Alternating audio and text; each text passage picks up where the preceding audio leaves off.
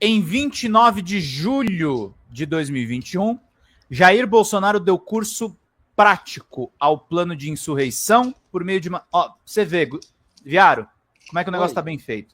Tem data. Está descrito o que ele fez. Não é suposição. 4 linhas da Constituição. 4 linhas. De fato, né? Insurreição por meio de transmissão ao vivo nas dependências do Palácio do Planalto pela internet, uso de dinheiro público. Retomou as críticas, embora vencidas, ao sistema eletrônico de votação e exaltou a atuação das Forças Armadas. A partir de então, os pronunciamentos públicos passaram a progredir em agressividade, com ataques diretos aos poderes constituídos, a inculcar o sentimento de indignação e revolta nos seus apoiadores e com o propósito de tornar aceitável e até esperável o recurso à força contra o resultado eleitoral em que seu adversário político mais consistente triunfasse. A articulação para esse fim envolvia assestar palavras de ódio, sobretudo em ambiente de internet, contra personagens da vida institucional do país identificados como inimigos do grupo, em especial os que tinham incumbência de dirigir as eleições e zelar pela normalidade do processo. Autoridades públicas do mais elevado grau de responsabilidade no contexto de relações entre poderes foram alvo de perseguições e de informações falseadas em detrimento da regularidade da vida democrática.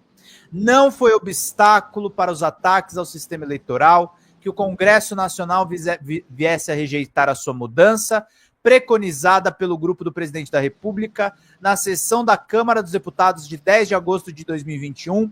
Foi mantida a sistemática digital de votação e apuração existente, a mesma que recebera aval técnico e jurídico do Supremo Tribunal Federal. A corrente que pretendia que o sistema fosse suplantado não apenas deixou de conseguir o número mínimo de votantes na Câmara dos Deputados para o êxito da proposta, 308 votos favoráveis, como recebeu mais votos contrários do que aprovação. Alguns fatos foram especialmente marcantes na trajetória de confrontos com os poderes, assim foram os festejos cívicos, vocês lembram? 7 de setembro de 2021, com difundida locução pública na cidade de São Paulo. O presidente da República, após servir de palavras viperinas dirigidas ao ministro do Supremo Tribunal Federal, Alexandre de Moraes, deu a conhecer o seu propósito de não mais se submeter às deliberações provenientes da Suprema Corte, confiado no apoio que teria das Forças Armadas. As investigações da Polícia Federal revelaram que o pronunciamento não era mero arrobo impensado e inconsequente. Já então, o grupo ao redor do presidente houvera até mesmo traçado uma estratégia de atuação em prol do seu líder, incluindo um plano de fuga do país, se porventura lhe faltasse apoio armado com que contava. Com a proximidade das eleições, o foco da organização se volta para as urnas eletrônicas. Passa-se a buscar qualquer subterfúgio para lançar o sistema eletrônico de votação à apuração de votos ao descrédito popular. Não obstante evidências constantes de segurança do modelo, havia obstinação por engendrar o pretexto para renegá-lo. Por vezes, as narrativas insistentes não resistiram a um singelo escrutínio do bom senso.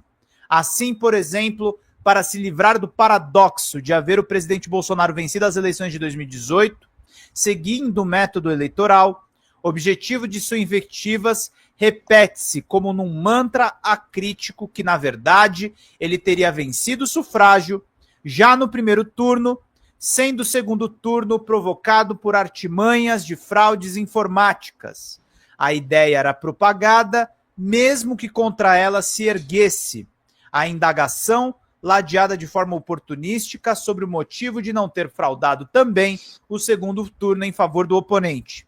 Os ataques à legitimidade do sistema eleitoral foram sempre respondidos oficialmente por autoridades judiciais e com argumentos técnicos. Todos eles, contudo, foram sistematicamente ignorados, inundando-se as redes sociais e os meios de comunicação com acusações falsas, mirabolantes, tantas vezes francamente manipuladas nas suas premissas de fato. Nesse contexto, apurou-se que, em julho de 2022, o presidente da República convocou reunião ministerial para concitar ataques às urnas e a difusão de notícias infundadas sobre o seu adversário no sufrágio que se aproximava. Qual reunião foi essa, gente? Da virada da mesa. Da virada de mesa. O Heleno fala sobre isso.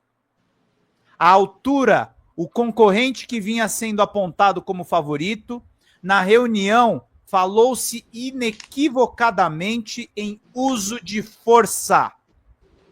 Uso de força como alternativa a ser implementada se necessário. Nesse momento, um dos generais denunciados, e eu falo aqui quem é, o Gonet não fala por questão de texto, o general Heleno, a quem se conferia elevado prestígio no meio castrense, solta a frase incitadora e reveladora do ânimo que os atos inspiravam. O que tiver que ser feito antes das eleições, se tiver que dar soco na mesa, é antes das eleições. Se tiver que virar a mesa, é antes das eleições. Em seguida, ocorreu a reunião, em 18 de julho de 2022, do presidente da República, com embaixadores e representantes diplomáticos acreditados no país, conduzida para verbalizar conhecidas e desmentidas acusações sobre fraudes, por meio de truques informáticos, em via de serem cometidas no pleito vindouro, o que parecia, à época, um lance eleitoreiro, em si mesmo ilícito e causador de sanções eleitorais, mostrou-se, a partir de trama desvendada no inquérito policial, um passo a mais da execução do plano de solapar o resultado previsto e temido do sufrágio ao acontecer logo adiante. O descrédito do sistema de eleição e as palavras acrimoniosas de suspeita sobre os ministros do Supremo e do TSE, temário do discurso do presidente da República aos representantes diplomados em Brasília, representavam um passo a mais na execução do plano de permanência do poder, independentemente do resultado das urnas. Ganham significado contundente estas frases pronunciadas pelo presidente da República no evento. Estamos tentando antecipar um problema que interessa a todo mundo. O mundo quer estabilidade democrática no Brasil. Preparava-se a comunidade internacional para o desrespeito à vontade popular apurada nas eleições de outubro. O grupo sabia da importância da tolerância dos países para o golpe, evidência disso está no documento apreendido em que se recomendava para ação de ruptura, a exploração da base legal nos cenários interno e externo e a exploração global dos indícios de fraude eleitoral. Durante o segundo turno das eleições, a organização pôs de novo em prática o seu plano de prolongar a permanência do líder no poder. No âmbito do Ministério da Justiça, foram ilicitamente mobilizados os aparatos de órgãos de segurança para mapear os lugares em que o candidato de oposição obtivera a votação mais expressiva no primeiro turno. A Polícia Rodoviária Federal foi levada a realizar ali operações visando dificultar o acesso tempestivo dos eleitores cadastrados a essas zonas eleitorais. 3 dos personagens envolvidos nessa tarefa tornaram o proscênio do golpe em 8 de janeiro de 2023, quando atuavam na Secretaria de Segurança Pública do Distrito Federal e facilitaram um movimento da insurreicionista violento que depredou a sede dos 3 poderes. Mesmo antes, porém, desse ato final, em 8 de janeiro, outros acontecimentos compuseram a trajetória de crimes contra as instituições democráticas, esmiuçados nessa denúncia. Os meses de novembro e dezembro de 2022, após o resultado das eleições, foram agitados. Encerrado o primeiro turno da votação, as autoridades das Forças Armadas e do presidente da República sabiam que, não obstante o seu empenho em descobrir alguma falha no sistema das urnas digitais, nada fora encontrado, não tinha fraude nas urnas.